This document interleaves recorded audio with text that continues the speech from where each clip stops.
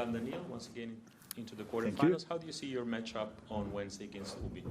Ubi, tough opponent for me for sure. I think I lost probably 3 last matches because I wasn't. Well, anyway, I lost some.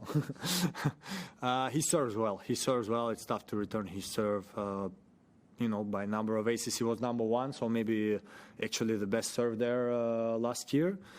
So that's going to be the key. I need to stay strong on my serve. Don't give him the break, and either try to break him or go to the tiebreak and try to win the tiebreak. So, gonna prepare well mentally tomorrow. English first. With the way Hubi's improved over the last few months in particular, and had a really strong end of season last year as well, do you see him as a potential contender for a Grand Slam? I think with his serve always. And also he can play good on every surface. But as I say, his serve's so good he can go to the tiebreak all the time. And then of course we try to break him, and sometimes he loses when we break him, and then it's a tennis game. So. I think he's there. He was in semis in Wimbledon, so it's already a big achievement. I feel like actually in Grand Slams sometimes he would be a little bit have some surprising results and early defeats where I would look and I would be like, okay, he's out against some guys where maybe I thought he was stronger. But he has already 2 Masters 1000. When you have a Masters 1000, in my opinion, you're already a Grand Slam contender. So, he has the chance. I hope not this time, but let's see.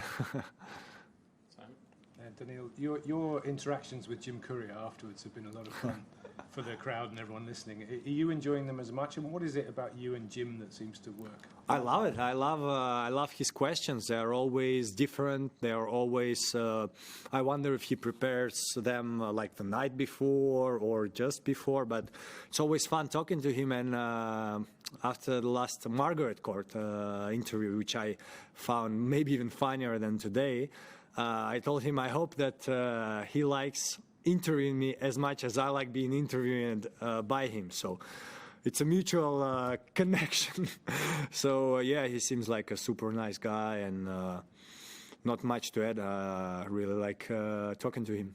Is it nice to be able to sort of show that side of your personality with him when he asks those kind of questions? 100%. I feel like exactly as you say, when I talk to him, people can see this side of my personality, because it's a little bit different than I'm on the tennis court. I try to be focused, but then also I can get nervous. So then we see the guy that doesn't really talk much and only can get crazy, because even when I get crazy, then I try to focus again, so I'm silent again. So maybe it looks strange, but at least when I talk, people can see that I can talk and be a normal person. Do you feel like you're winning over the crowd a bit with your, personality a bit?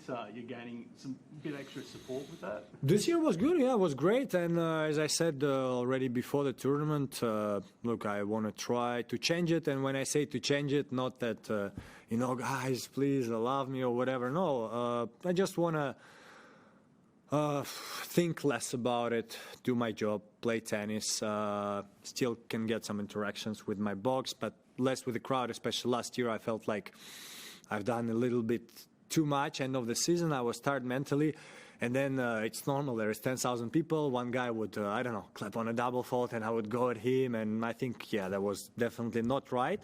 I want to change in many, many aspects in my life, and that's one of them. And I think so far it's been working.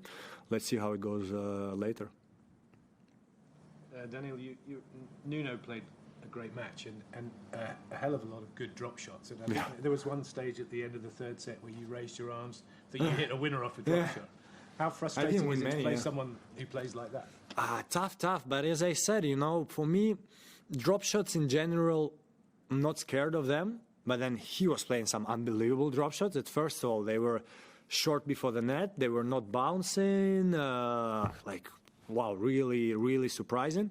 And sometimes he would do them almost on a half volley where you're not expecting it. So this was, I think he did maybe, to not exaggerate, 20 and won minimum 15 of them, I would think. And your legs hurt after running there, especially where I stay. And also his shots were so strong and heavy, which I couldn't see on TV. When he played Grigor, there was this Australian Open statistics, and his forehand was much heavier than Grigor's. I was like, that's strange. Grigor has a very heavy forehand.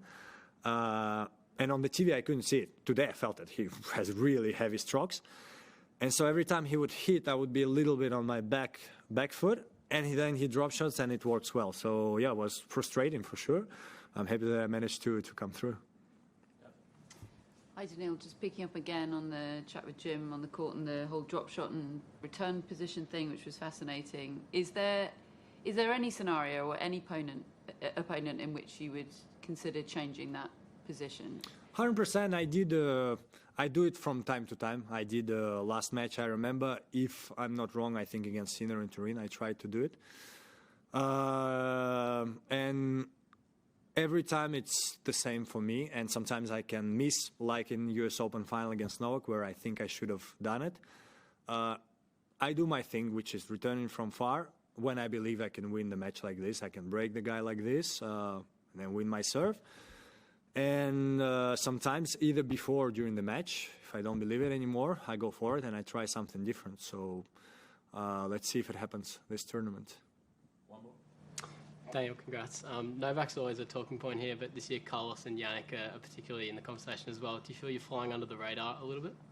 I don't think so. I think, last year we for sure managed to a little bit separate from other guys, especially in terms of points, because then if we take only Grand Slams, anyone can, fire and go far. So that was, a nice feeling to be in their group, because they all play amazing tennis at this moment. I know what I'm worth, I know how good I can play. I proved it in US Open, especially for myself, playing some tough opponents, in my opinion, like game style-wise, and I managed to beat them. So I'm ready, and hopefully I can show it on the tennis court, because then we can talk forever. Who is ready? Who is favorite? You need to win. One more. Yeah. I'm just curious about the record with Hurkacz. Obviously, great serve, but there's plenty of other players with great serves that you've got a really strong record against. What specifically is it about him? For me, it's really that, in my opinion, he serves bigger than many guys. I would compare it something to like Nick Kyrgios, very precise and at the same time strong. Because for me, in general, like Nuno was really precise with his serve today.